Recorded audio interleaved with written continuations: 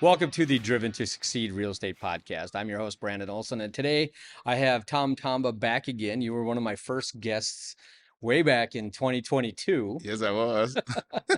and you were under a different name, but you did a little bit of a marketing change last year. You changed your name to One Premium Realty. Yes, we did. Yes, Yes. we did. We wanted to give more recognition, easy to recognize, easy to pronounce. Yeah. So we felt that That rebrand and get put know us a lot more better. yeah.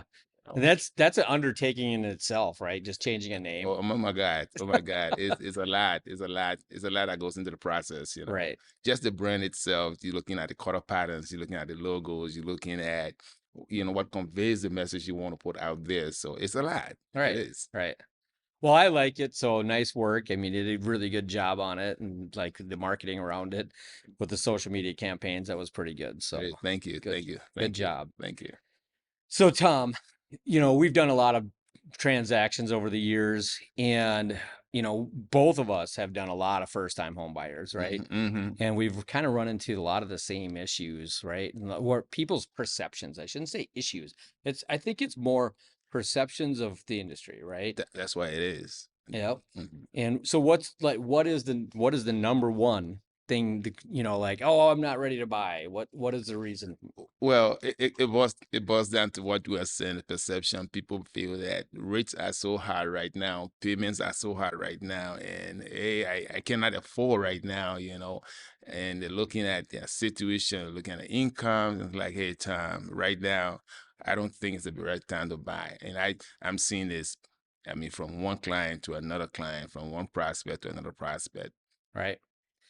And that perception too, unfortunately, we're not going to just have this magic button where all of a sudden we have 20,000 more homes on the market Hmm. and it drives the price down 50, $60,000, and we're not going to magically go from 7% interest rate to 3% interest rate to make the affordability, right? Definitely, It definitely. the fact of the matter is that the population is growing, Hmm. right? Yeah. And the home supply is not as fast as the population. Like I've been on a number of meetings. We're talking close to 2 decades of if we were building at a 2020 level, which is the highest we had in years Hmm. since prior to the crash of 2008. Sure.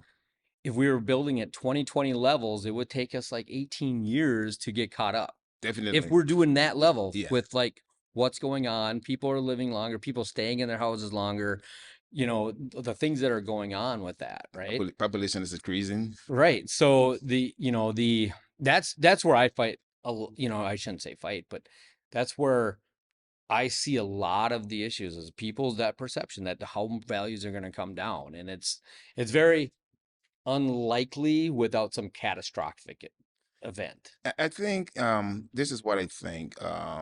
They when the market went down, Hmm. the generation now, got used to thinking that's how the market performs. Right. And I think that's why there's this generation of this perception that things are hard. Um, the rates went down to 2% or 2.5%. That was artificial.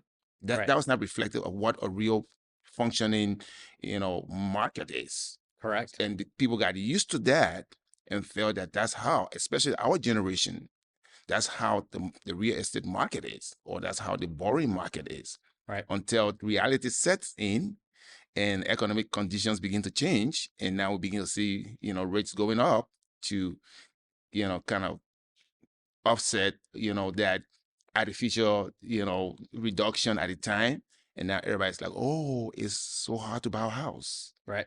And that perception that we keep talking about, I think, is the major thing that is keeping a lot of buyers away from getting into the market, especially so the first time home buyers. You're not wrong. I mean, it's unfortunate that we're not going to see those. I mean, I would love it. I mean, it would be fantastic. Um, the fact of the matter is, they pushed the rates higher Mhm. to bring the inflation down because that was getting out of hand, right? Yeah. And so while they did that, it really did kill everybody's, gives everybody that perception. And I like that take. That's a very, very good take because they don't know anything different, right? They just saw, oh, look at this. You can buy a $400,000 home and have a $2,400 Payment. payment, right? Hmm. And be like, oh, that's, fantastic. Well, now a $400,000 home is a $3,500 payment, right? Yeah. So it is different, and making sure that the incomes rise as well. But there's a number of different things that we've been able to do to help combat those payments too, like to Mhm. do one buy downs, Sure. so we can at least get, I mean, I've seen it where that $400,000 home is now like 2,800 bucks, that first year, Of right? We course. start subsidizing those payments. But, you know, the reality is, looking back the last 50 years, we are literally what it was 50 years ago in Definitely. 1970 Yeah. from an interest rate standpoint. Sure. It's across the board. It's right around that 7 to right around 7 Them. now, Yeah. right? Hmm. But there was a long period of time that it was above 7. And there was years from 1980 to 1990 where you were in the tens plus to as high as It. 18%, Yeah. right? And that had a lot to do with inflation, but in Definitely. those times, right? So over time, they did start to come down and they slowly creep down, and then the crash happened. So then they got creep down even further, and then COVID happened, right? So let's just look at the last 20 years, right? 20 years ago, they were literally at 6 to 7% then. Uh-huh. So we keep matching up essentially every 20 years, right? Now, the forecast, I don't expect us to get to a 2% rate anymore or No, a I 3% don't think rate. either. I don't think either. And like I said previously, I think the circumstances that prevail at the time to have that much of a reduction in interest rates were economic situations that we do not expect will repeat themselves. Right. And even if they do, I think there has been a lot of mitigating factors to avoid, the collapse of the market where rates have to be drastically reduced at that point, because that just means that the cost of borrowing money is so cheap. Right. And it does have a lot of, impact on the economy with investors. Like, can I put my money in to a market where I'm only earning 2%, which is way below the inflation, the general inflation rate. So I just think we will have to do more to educate our people Right. and let people know that, hey, 7% is still not as bad as it had been many, many years ago. Right. Right. And also, if you look at the fact that property values are still appreciating, they may not be appreciating at the level we saw like 3, 4, 5 years ago with these, hyper rises in price, right?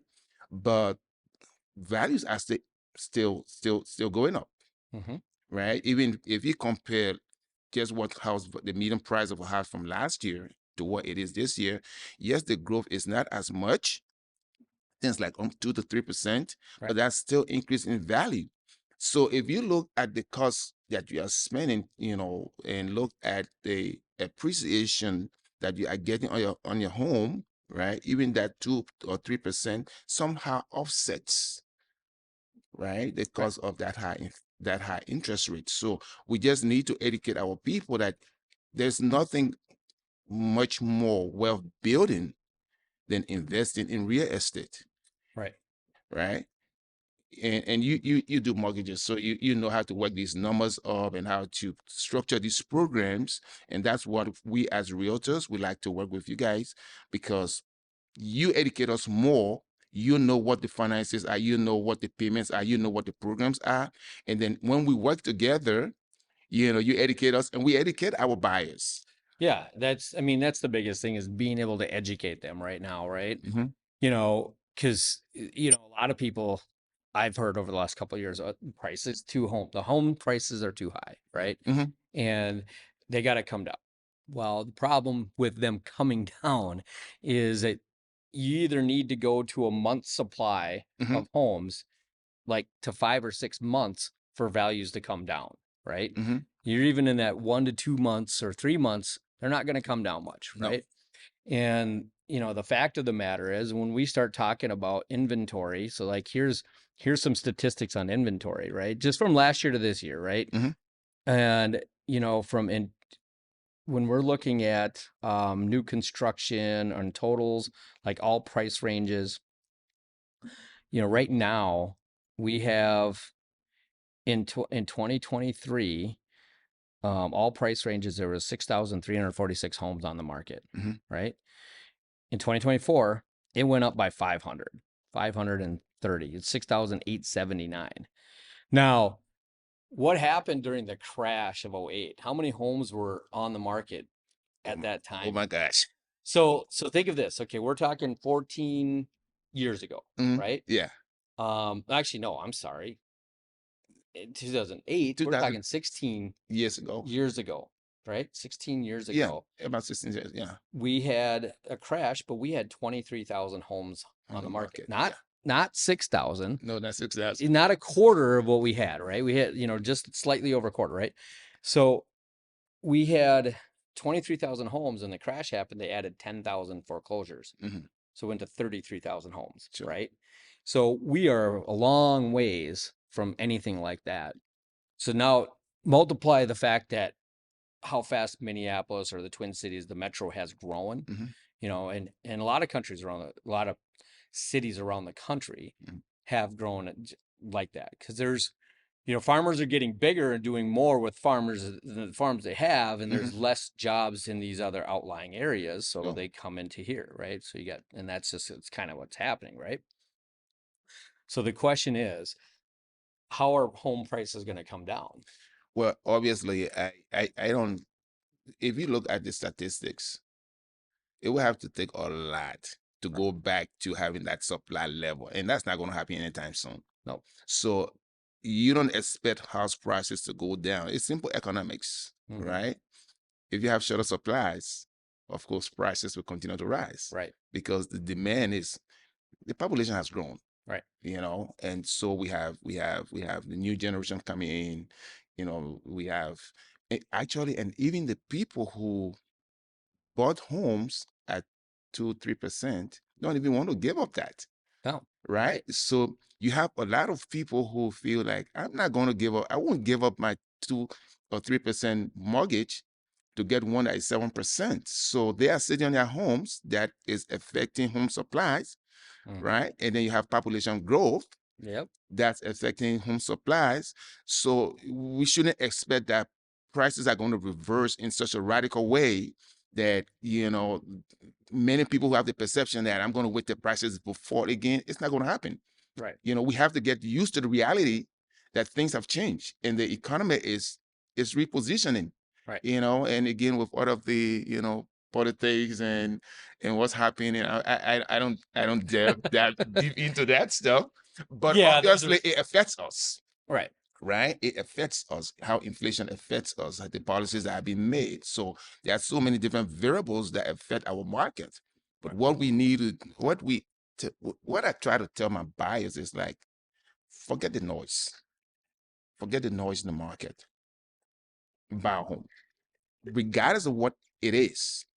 You are going to pay for where you live. Rent rates are going up every day, and when you are renting, you're paying 100% interest. Part part of the reason why inflation is as high as it is and rates kind of in the last couple of weeks started returning is because they just did the CPIs, the CPE, right? Mm-hmm. And the PPP, and you got rental property valuations or rental income or rentals, property rental values going up, Mm-hmm. right? Mm-hmm. So year over year, okay, you're talking, they put a cap in St. Paul, which has affected the market quite a bit. Mm-hmm. Um, but year over year, you're paying rent. You're paying 100%, like you said, 100% of interest. Yeah, You don't own anything. You're nothing. paying all of that in interest, but your rent is growing faster. Your rent payment keeps going up. Yeah. So it's not, oh, it went up $50 this year. It went up $300 or $400 this year, right? Mm-hmm. Yeah, And that's very real. Like people are like, well, I got to find a new place to rent. Well, then they go down the street and it's the same price, right? definitely. Because guess what? Because those same things are happening in the commercial space, Mm-hmm. right? The Mm. investors, their taxes are going up. Mm-hmm. The money they borrowed on those properties are going up. If they bought it in commercial lending, well, those rates got reset. They weren't, they might have bought it at 2.5%, Yeah. but 5 years down the road, they're in an arm and they're Yeah. You know, they're at prime rate plus, so they're at 7%, 8%. Well, now their costs are going up. It's going to just always trickle down, right? So, you know, that's really where you know, getting into and understanding, you know, okay, so we take the loan out now, you know, on the home, understanding that hey, that it's going to appreciate in value. Now, the the number is if we lose for every point, Hmm. like so we go from 7 to 6, Hmm. it adds 5 million more people being able to be approved for a home across the nation, right? Okay. So what I first see happening is we've seen this 3% increase or in values in the last couple of years, Hmm. 5, 6, 7+% before that. Uh-huh. I think we're going to go back to that 5, 6, 7+ because values are going to, or the rate comes Great. down, and that's going to, with this supply of homes, That's gonna be more. you can't push enough homes on the There's gonna be market so now. much buying pressure, and that in itself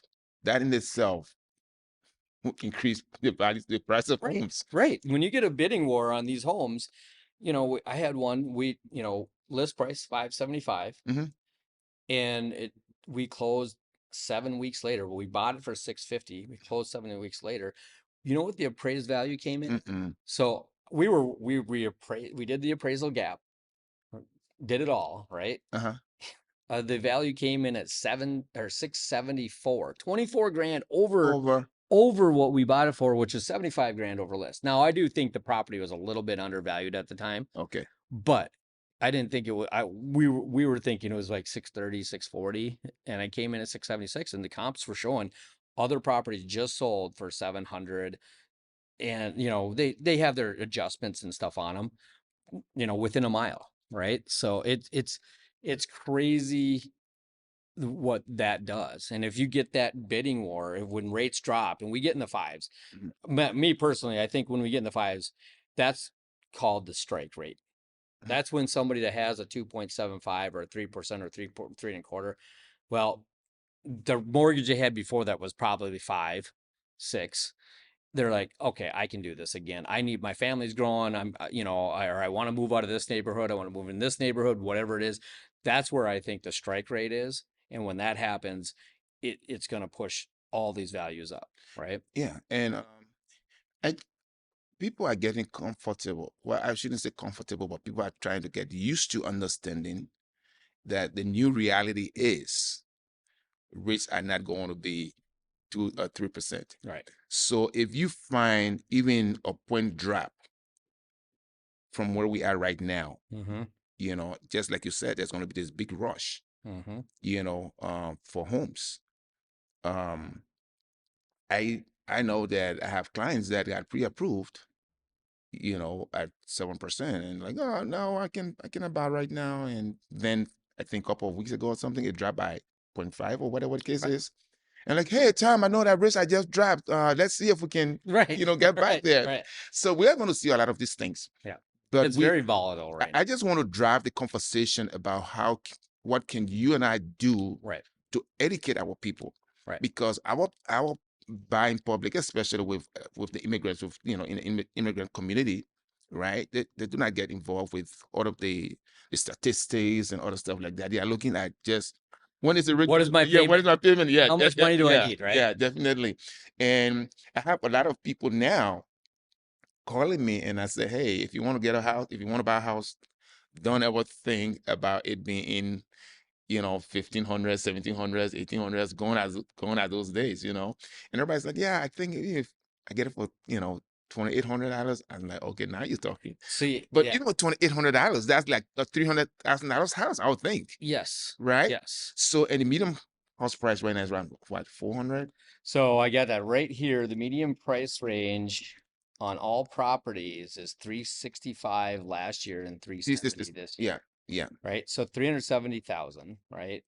New construction, it's 500. Hmm. And it actually new construction, they did some discounts this year, was 480. So they actually went down, but the I just you know, people stop buying in that higher ranges, right? In that Yeah, 500 range, right? yeah. I built my first house in 2006 at 229, or no, it was listed at 229, 3,200 square feet. I bought it, I signed out at like 305, right? Mm. 'Cause to get the third car garage and I upgraded this and that, right? And it's like 229, sweet brand new house. I got And mine at 140. see, it's different today and it's going to be different in the future. And like, yeah, I looked at a chart not too long ago and it showed like all the negative years that lost in depreciation. Hmm. And obviously there was the Great Depression, Hmm. right? What happened after that? And then it stagnant a little bit, but it didn't ever lose. But besides like 2 or 3 more years, there was like 2 decades where there was multiple years where you lost Values. values, right? And the most recent one was the crash, Yeah. right, in the 2000s. Um, but since then, I had friends that literally bought a house like mine in that 300 range, right? And they would like, I'm underwater. Like I had to short sell my house because I went through a personal family, Hmm. like got divorced. So I had to sell it. I had no choice, but I did a short sell on it, sold it for 220, literally what was less than what I was going to purchase for in the first place, right? Hmm. Um, but that same house I did a like 2 years ago, I financed a house down the street from it. It was a new development. I'm like, oh, what are the values now, right? And it was 400. Yeah. So it had, Double. yeah. So like I had friends or people that I knew that, oh, I'm underwater. Oh, I'm not going to make the payment anymore, right? Okay, you're going to ruin your credit Yeah. and not make the payment. And then 5 years later, you were back to even, Yeah. right? If you would just Obviously. made that payment, you Obviously. would have back to even. 10 years later, you had 100 grand in equity. Yeah. So, It's such the real estate market is actually interesting. yeah, Um and things will continue to, go up and come down. I tell most people when you invest, it's like when you invest in stocks, right? Um, one day they go up, another day they come down, they go up. But if you look at the long-term trajectory, mm-hmm, right, it's trending upwards. mm-hmm, So even if you're into index stocks, index stocks, right, or whatever securities, over the years, if you did nothing, you will see that the values of your stock have gone up, even though you have these waves, right? And that's the same thing with the real estate market. Occasionally we'll have these crashes and other stuff, but the market rebounds. right, And that's one thing about the resilience of the American economy. right. I know there are a lot of politics here and there, but yeah, it falls and it comes back up. And then At the end of it, the it, day, it gets there's up to where it gets good. Then some people mess it up and it falls again. that's very true. People mess it up. But Yeah. but again, the pendulum swings, right? Mhm. One way versus the other way. So, we do we can't guarantee what the future is going to be for anything, right? Because we don't know what's going to happen tomorrow in the world, right? Mhm. But if we just look at historical facts, which we are right here with everything, right? It it is, that my true belief, and I've always said this, when was the best time to buy a home? Well, 5 years ago, right? It's always 5 years ago or yesterday, Yeah. right? Because 5 years from today, It's you're gonna. gonna look back and be like, did it matter that I paid 379 for the home? Mhm. Right? Because now it's worth, 455, Yeah. right? And I just have put that much equity and I paid down that. And then guess what? 2 years after that I bought today, rates hit 5.5 and I refinanced and I was, $500 a month lower payment and happy Mhm. in the area I wanted to live, Yeah. et cetera. Right. Yeah. So, that's really what it comes down to is the reality of it is that rent's always going to go up. And That's for rents sure. don't stay the same, That, period. just like taxes. Just like taxes. Coming from the tax man. That just went through his tax season, but still got left because I can only imagine that. We'll get into that later. But it just you're paying 100% interest Mhm. and in depending on what your budgets are, that's where I really come into it's like what are your needs, right? Forget about everything else. How much can we afford? That's my biggest thing is, as a loan officer, I don't want to put somebody in a home that they can't afford and that they are going to foreclose on, Mhm. right? Mhm. Because I mean, you know, we can get people approved. Doesn't mean, if I can get a couple approved at $450,000 and the payment's X, but they have 7 kids, Yeah. right? and those kids are getting older and they want to play sports, and now everything is like, and they can't costs, and they can't do, you don't want to put somebody in that position, but what we want to do is just talk to them about a real budget, Yeah, right? When it definitely. comes down to it, ultimately it comes down when you're buying a car, when you're buying a house, what can you afford from that monthly? Like Mm, how much money do you have? What kind of programs can we offer? So many times right now, I've done a lot of loans lately where we're at a 740 credit score, but the FHA rate is so cheap, mm, right? And plus, with our debt to incomes and what mortgage insurance is, 3.5, the down payment, 3.5% versus five, mhm. you know, and we do a first time, FHA. Now, FHA is, in the real estate sellers world, they're like, oh, we don't want to take an FHA buyer. But I'm very good at saying, Yeah. hey, is the home going to pass paint and chips, right? Mhm. Yeah, there's no peeling paint on it, right? Do you have handrails on the stairs? Yeah, okay, we really don't have much to risk. Those are the two main things between an FHA loan. Yeah. And a lot of people like, and when I say, hey, the reason why we're doing FHA is it's literally $250 a month cheaper for the buyer, which is, you know, $2,700 a year less Mhm. for them. And it makes a big difference. They got three kids, and that $2,700 goes a long ways. Oh, okay. Well, that makes sense. So that's different programs, looking at the different options, um, down payment assistance programs, 2-1 buy downs, Mhm. those deals are to be had. And a lot of those deals, when rates do drop, you're not going to get that. And the values of the house is more. Sure. So, what you don't want to get into is like, well, I'm going to hold off because the rate's too high. And that's what I keep telling, my buyers, my prospects. I was like, you know, there's not going to be a better time to buy than now. So I had a client that bought a house last year. Well, no, 2020. This is 2024, 2022, the end of 2022. We actually closed in 2023. So things changed with the client, and we sold the house. We just closed on the house, Right. 30 grand.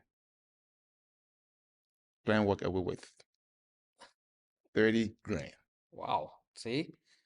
Now, I'm These not are going to call the client's name for confidentiality's sake, right, right. But they're happy? but they're happy. That's a year. Right. 1 year. When we bought the house at 7 point whatever percent Hmm. rate, Right. and she sold the house,